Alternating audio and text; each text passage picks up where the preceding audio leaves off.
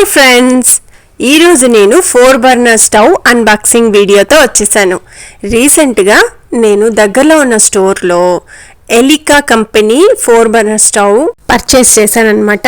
ఇది కూడా ఆగస్టు సేల్లోనే మనకి 18,000ది మనకి 12,500 రూపీస్కి పడింది. ఎలికా స్టోర్స్లోనే నేను చాలా మోడల్స్ చూసి చివరికి నేను కౌంటర్ టాప్ 4 బర్నర్ స్టవ్ని, అది టఫ్ అండ్ గ్లాస్ స్టవ్ని తీసుకున్నాను. ఇక్కడ చూడండి, అన్బాక్సింగ్ చేస్తూ ఉన్నారు కదా. ఇందులో 2 మోడల్స్ స్టోర్లో ఉన్నాయన్నమాట. అంటే ఓన్లీ ప్లేస్మెంట్ డిఫర్స్ అవుతుంది. ఒకటి వచ్చి స్క్వయర్ మోడల్ అనమాట. ఇట్లా డైమండ్ షేప్లో మనకి బర్నర్ ప్లేస్మెంట్ అనేది కొంచెం డిఫర్ అవుతుంది. ఇప్పుడు నేను స్క్రీన్ పైన చూపిస్తున్న ప్లేస్మెంట్ అనమాట, అంటే వెజల్ ప్లేస్మెంట్. ఇంకొకటి ఇప్పుడు నేను తీసుకున్నదనమాట. చూస్తూ ఉండండి. డెమో చేసినప్పుడు నార్మల్ స్టవ్ని డెమో చేసి చూపించారనమాట. ఇది ఇగ్నిషన్, అంటే మనకి లైటర్ దీంతో పాటునే వచ్చేస్తుంది అనమాట. బ్యాటరీ ఉంటుంది వెనకల, చూసారా? ఇప్పుడు బ్యాటరీ పెట్టారు కదా, అలా బ్యాటరీ పెట్టేసి ఉంటారు. మనకి ఇగ్నిషన్ అనేది ఈచ్ అండ్ ఎవ్రీ స్టవ్కి ప్రీ బిల్ట్ వచ్చి ఉంటుంది. ఇలా మనకి నచ్చిన స్టవ్ని స్టోర్లో సెలెక్ట్ చేసుకొని అక్కడ మనీ పే చేసేసి నేను అడ్రస్ ఇచ్చి వచ్చేసాను. వాళ్ళు ఫ్రీ షిప్పింగ్ చేసి ఇక్కడ మనకి ఫ్రీ ఇన్స్టలేషన్ చేసి డెమో కూడా ఇస్తారనమాట. ఇంట్లో స్టోర్లో అయితే డెమో ఇచ్చారు, కానీ అక్కడ మనకి ఇగ్నిషన్తో పెట్టి, అంటే బ్యాటరీ ఉండదు ఆ స్టవ్ అక్కడ డెమో ఇచ్చేటప్పుడు. ఇక్కడ అది నాకు డెమో ఇచ్చారు. చూడండి, ఇప్పుడు నేను మీకు ఇక్కడ చూపిస్తాను.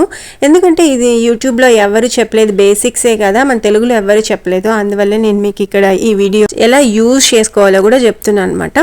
చూడండి, ఇలా యాంటీ క్లాక్ వైజ్ తిప్పి మనం ప్రెస్ చేసాము అంటే ఫైర్ ఆన్ అవుతుంది. ఇంకా ఇది చూసారా, ఇట్లా ఫైర్ ఆన్ అయింది కదా.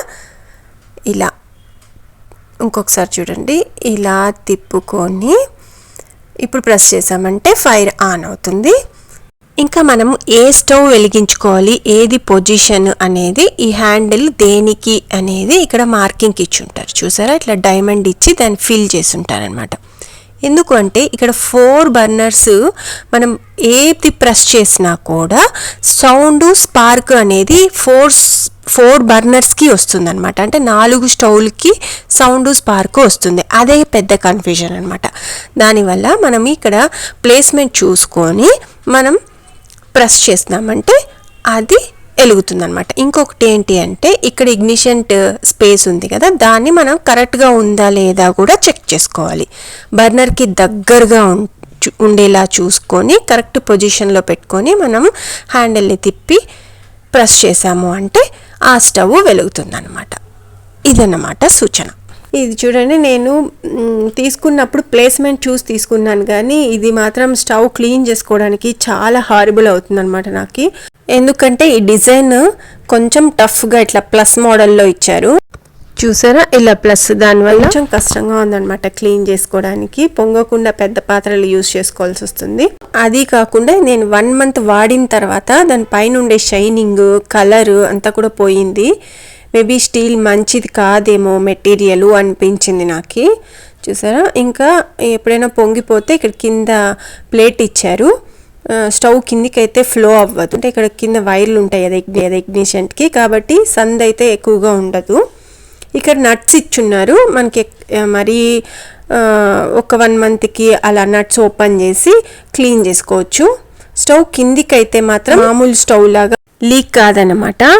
అంటే క్లీనింగ్కి పైన స్టవ్ని మాత్రమే క్లీన్ చేసుకోవచ్చు. చూసారా, కింద అయితే ఏమంతగా లీక్ కాదు.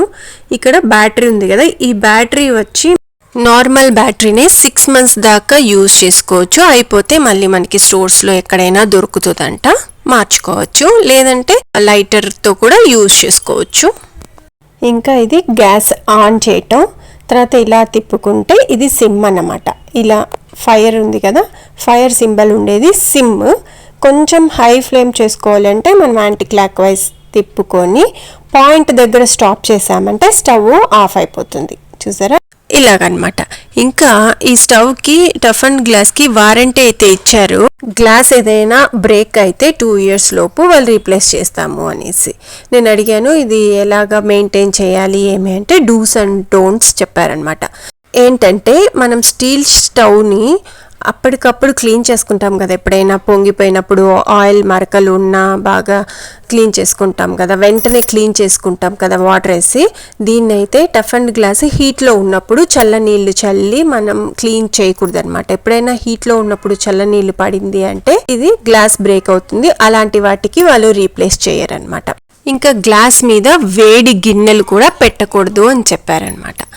అది ఇంకా వాళ్ళు ఎటువంటి దానికి రీప్లేస్ చేస్తారంటే ఎప్పుడైనా కూడా బర్నర్కి చుట్టూ కనుక క్రాక్ వస్తేనే వాళ్ళు రీప్లేస్ చేస్తారంట. అదండి ఇవాల్టి వీడియో.